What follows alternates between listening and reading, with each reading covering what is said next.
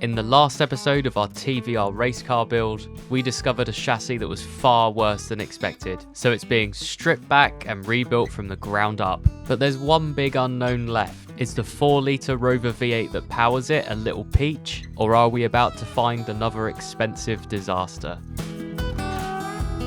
Welcome back. As you can probably gather, it's Dad here today. Tom's on a well-earned rest with the family on holiday. So I just want to take you through where we are with the TVR. Thank you to everybody who's enjoyed the video so far. We're slowly rebuilding. This is the chassis that we bought. It's a reconditioned chassis. It's been fully repaired. It's been powder coated. It's been finished nicely. We've drilled, tapped all the holes that needed cleaning, reamed out all the other bushing holes, and we're slowly now putting it back together. So rear suspension slowly coming back together, brand new gas shocks on for competition use. Rear hubs are in, they've been laser cleaned and just primed, ready for the next coatings. You've probably noticed the guys as well, brake lines, cable ties. We've thought about, do we drill the chassis and put cable cleats in and mount the pipes on that, or do we do what TVR, use cable ties? Train of thought for using cable ties: start drilling the chassis, we weaken it. Also, good old TVRs, they like the rust, so we've gone for cable ties. Right or wrong, we don't know, but that's what we're going for. But we're going for completely race prep braided pipes all the way through. Everything's cleaned, everything's ready to go. Front hubs are now rebuilt, new bearings, ready to go on. I'm waiting for the wishbones from the supplier. Hopefully, fingers crossed, should be here by the end of the week. And that's where we are, just going through it. It's a pleasure to see it coming back together now. It's a maze, but it's getting it right, and getting it right for the customer, and getting it right for what we require. So it's really, really good. And what are you up to today then? Today, as I've run out of parts to fit on this, I'm waiting for bits. The heart, the power pack. I've taken the transmission off to have a look at the clutch. Obviously, we've got the vehicle out, we've spoken to the customer, and we've said, look, it will recommend that we give it a quick check over. As you know, to get this engine out, you've got to take the body off. So we're going to strip the heads off today, have a look at the heads, just make sure they're okay, change the head gaskets, change the main seals, water pump, cam chain, do all the essentials we can do now, and we'll get that done today. So come on, let's get it apart. So this is what we'd call a Rover V8. It's got the TVR badge on it, keep it nice clean. 4-litre. This engine, I believe, I'll probably stand corrected, originally started life with Buick, and I believe Rover bought the rights for the engines back in the 50s, 60s. So this engine's been used in the Rover, what are they, P4s, P5s, early Range Rovers, MGs, even though we've not got one in our MG, but they've used them in MGs. It's been used across, it's a stalwart of an engine. Everybody loves them. It's the Rover V8, and they've got that beautiful sound that goes with them.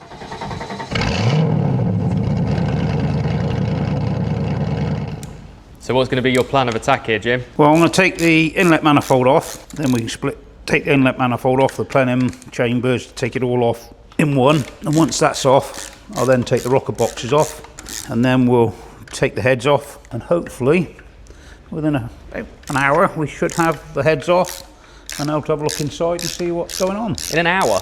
About an hour and a bit, I'd have thought would have been in there. Amazing. So let's just slowly take it apart, just check everything as we go, mark it up, and just keep going. So all I'm doing is just slacking them all off to start with, to try and avoid any warping. Being aluminium, there is a chance it could warp if you just undo little bits at one end and work your way around. So all I'm doing is just slacking them all off. And there's always the ones you can't get anything on. So it's just making sure we get to them properly.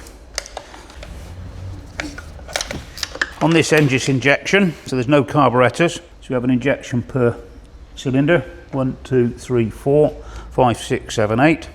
And they use a high pressure rail that'll deliver high pressure fuel. It will operate one of these little solenoids, which allows the metered amount of fuel to fire into the cylinder. And then we have the poppity bang from the spark plugs from the distributor. And hey presto, it all times up, all lines up, and we get pop and a bang. It was the start of modernisation, in my opinion. So, you know, prior to this, everything was carburetors. There was no fuel, fuel injection was something that was a rarity. It was a speciality. It was different. It meant, you had something good. But nowadays, everything's fuel injection. Most of it's for economy. Yeah, these are good old stalwart engines. I expect if you looked at one of these engines that's 50 years old, once we get this out the way, the inside's very much the same. Not a lot changed. It's still the same engine as it was 50 years ago. If it don't break, keep using it. What's the mileage on this one?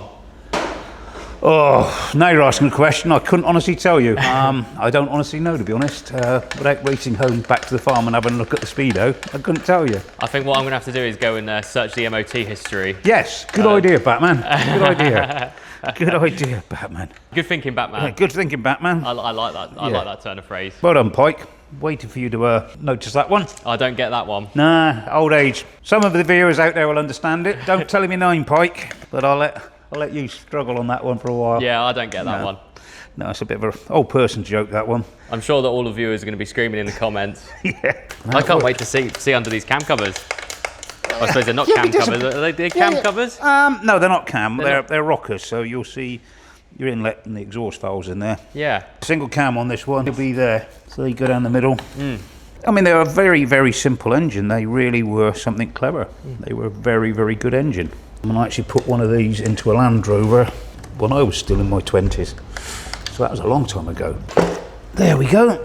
Ta-da! Inlet manifold. And it was all its glory. Yeah.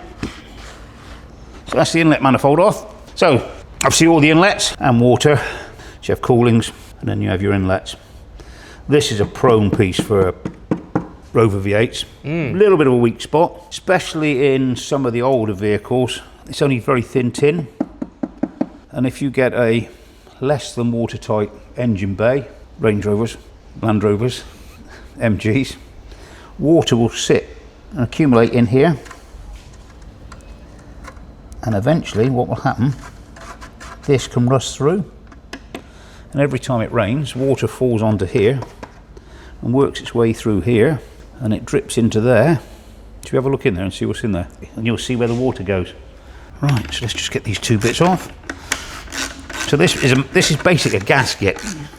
Gasket and engine sealer, really. It's a bit sort of agricultural.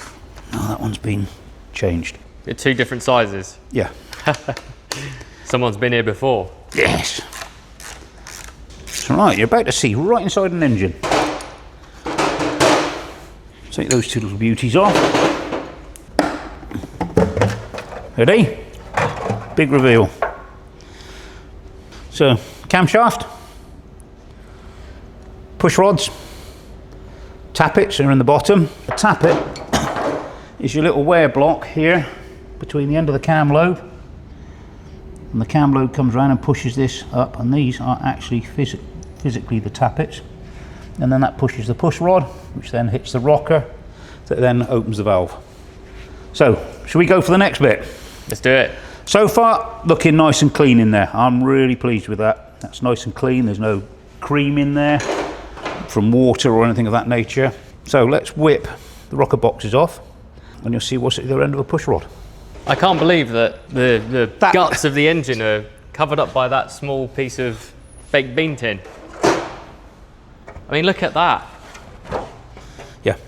That's you can see a little bit of rust on this one. They are so prone for it. Either it'll puke engine oil everywhere, but Rover V8s are not renowned for having really high oil pressure. So, and there's not a great deal of oil to throw around in there. So water drips into there, straight into the bottom of the engine, emulsifies with your fuel, your oil, by engine. So let's have a rocker box off.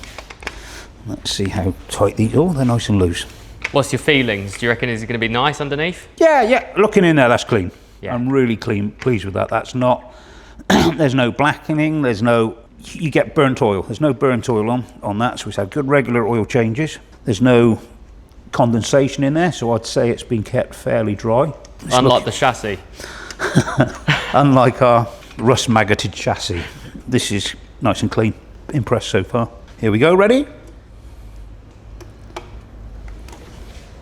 Clean. Really clean. If we look, this is clean. Nice and clean.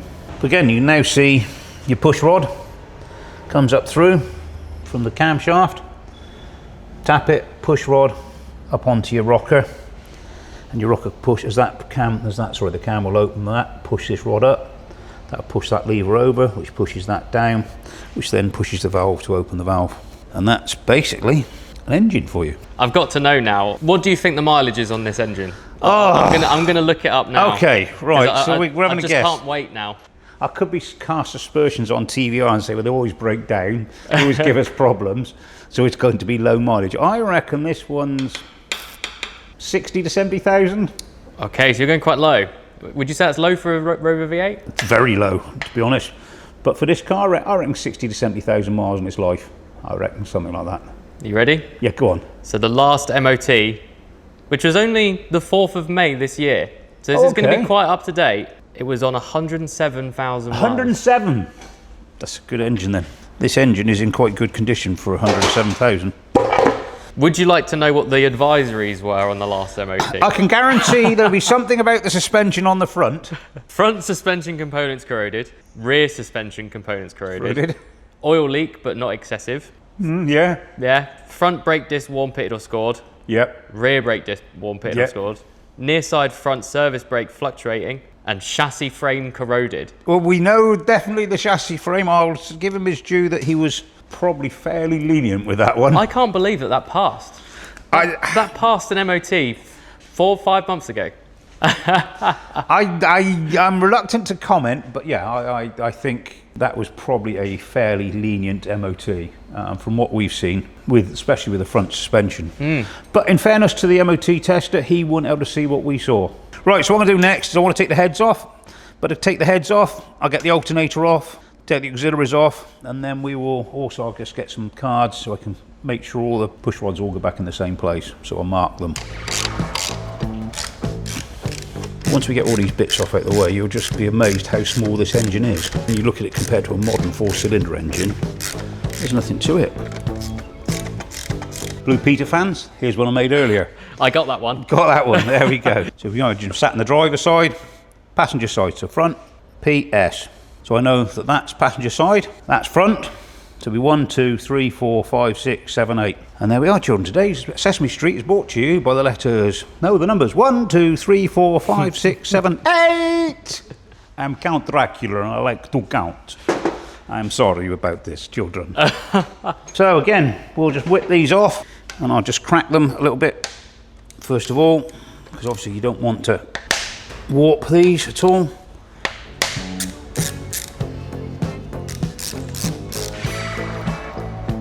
There we are, rocker shaft out. Nice and clean, isn't it? All pretty good. One thing we'll look at quickly, once we got them here, is looking for wear underneath here. See these shiny points? It's not too much wear there. Let's keep them where they should be. 1. And there's your push rods. So all we've got to do now is undo the head bolts, and theoretically, it all comes off. We're getting ready to take the head off, all the head bolts. This is when you want to be really careful about undoing them and doing them up. So there's a sequence to undo them and a sequence to do them up. I will always do quarter of a turn, quarter of a turn, quarter of a turn, quarter of a turn. So what I'm doing is I'll crack the centre two and slowly take the crack all the way through. So it'll stop the head going any warping or movement. So quarter of a turn, there, then back over this side, down here, then over that side, then back over here, down there, over there, and then go back and start again.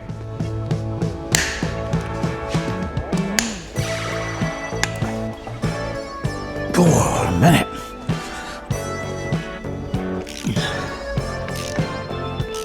Trevor, do that one up especially tight for you. Yeah, that's always a bit worried when you find one like that.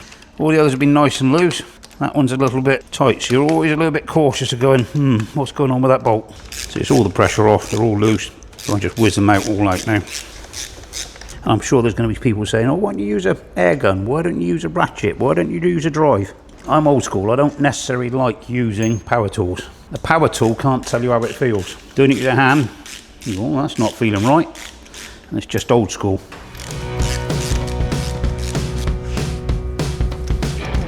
Why did the hedgehog cross the road? Dunno. Sure his mate he had guts. Why did the other hedgehog cross the road? To see his flatmate. Sorry.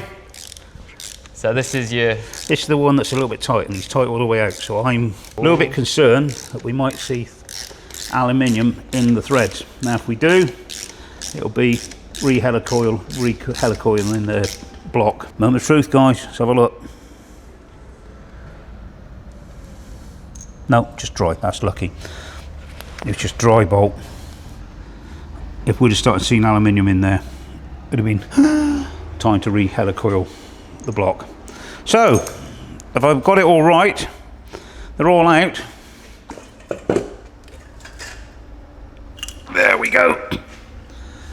This is what the aluminium head, so it's really, really light.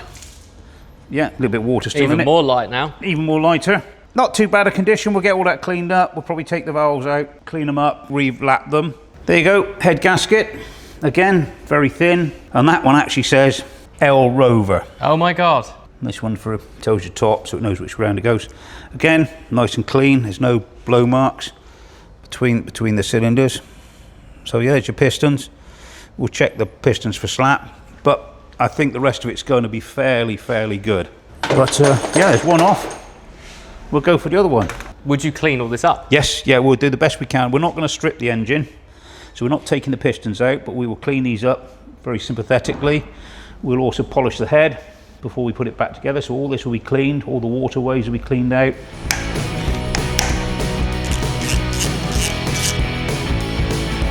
Before, moment of truth. Just check all the bolts. Yes. I don't want to look an idiot. There we go. Again, it's a running engine. It looks okay to me. There's a little bit of water in one of the pistons, but I think you'll find that's where I washed the engine off. I'm not worried by it. I know when I was washing the engine off. Looks like a cup of tea. So yeah, I'm really pleased with this engine. I think this engine's got plenty of miles in it. I think it's been fairly well looked after, even though it's got high mileage. It's had regular oil services. It's looking good. We'll get the parts changed, we'll get everything cleaned up, and then we'll start putting it back together in a couple of days' time. I don't know how long it took us. We're a bit chatting and talking. Whether we've done it in the hour or not, I don't know. It is 11 o'clock in the morning. I turned up here about 9:05 and we've been chatting. So just over an hour, both heads off, in bits, ready to start repairing it all and cleaning it all up. That's absolutely amazing job. Just out of coincidence, obviously you've seen me strip the engine. We've taken the gearbox off. I've done a bit of a manual feel on the gearbox. Everything seems fine to me. Precaution, took the clutch apart. I think we caught it just in time. The clutch plates are down on what I call bare minimum. They are literally about to run out. The flywheel has started getting some surface cracks in him. You can see a couple of little cracks around it.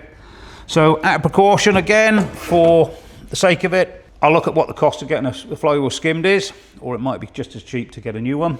New clutch, friction disc and pressure plate, thrust bearings, gearbox back together. The engine's apart, gearbox is apart, spares required. Chassis, we're just waiting for the spares to come to us. So hopefully in a couple of weeks' time, we'll have the engine rebuilt, chassis built up, rolling chassis, and we'll be ready to make the two back together. So guys, thank you very much. Don't forget, click and subscribe down below and see you all soon. Cheers guys, take it steady.